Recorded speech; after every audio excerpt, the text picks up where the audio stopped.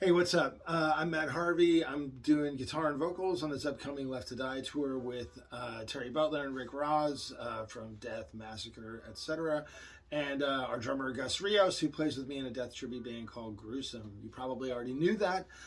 Anyway, in getting ready for this tour, I obviously had to learn and or relearn all of the stuff from Leprosy, as well as some of the cuts from Scream Bloody Gore that we're doing.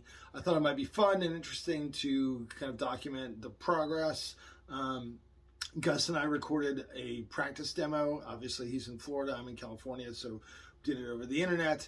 And the audio that you'll hear in these playthroughs is our practice demos. It's not supposed to be perfect. There's, stuff that's slightly out of time. There's, going to be some uneven picking and some string noise and some of that stuff. This isn't about, making the most perfect recording. It's just simply about, doing off the cuff, one, maybe two punch-ins per rhythm take, all the solos done in one take kind of thing. It's just basically like, a rehearsal. But there's a lot of death playthroughs out there on the internet. Some are good, some maybe not as good as others. So hopefully this is, accurate. And with each song, I spoke briefly about sort of the challenges involved with each particular song in terms of learning it, transcribing it, etc. Another quick note before I shut up, and then you can listen to the intro of the song, and then I'll shut up again, and then we'll play the song through, is that, I'm playing the solos as accurately as I can. I'm not the kind of guitar player that reproduces the same solo night after night after night, even in my own bands like Gruesome and Exhumed, where I've specifically written a solo. It's generally, pretty close, and that's pretty much what I'm shooting for here.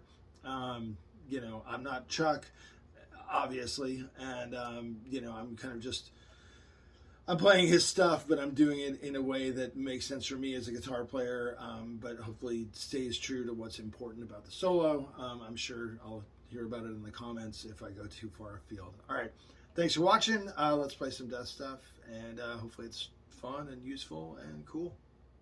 Cheers. Okay, I thought it might be of interest to include just some quick notes for each song, kind of talking about the differences between what I'm doing and what's on the record, and the sort of, parts that were a challenge to figure out or whatever.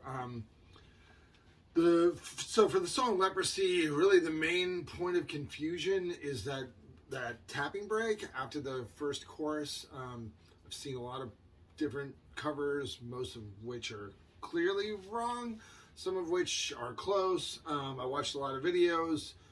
On the record, it's really out of time, both the drumming and the sequence.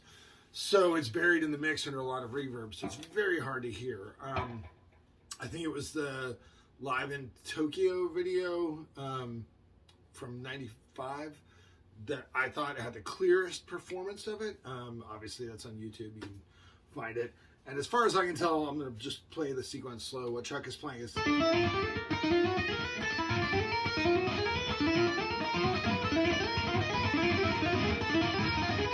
That's the closest that I can figure it out.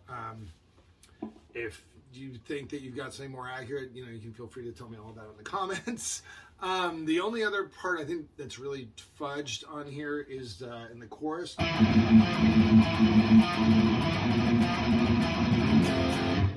In the interest of singing and playing and kind of all these demos, there's no click track. They were written to a click track, the drum parts were, but I'm not using a click track. I'm just doing old school by the seat of my pants because that's how these records were made. So in the interest of coming in tight and playing correctly, I'm playing triplets. Oops, that was not it. That was not it. What I'm playing is... So, yeah, those are not 16th notes. The transcription, of course, has the 16th notes. The transcription's correct. What I'm playing is the lazy shortcut. The other thing that I think is interesting about this song is Chuck's solo. The sort of note set that he uses is essentially what would be D minor. The solo riff, however, is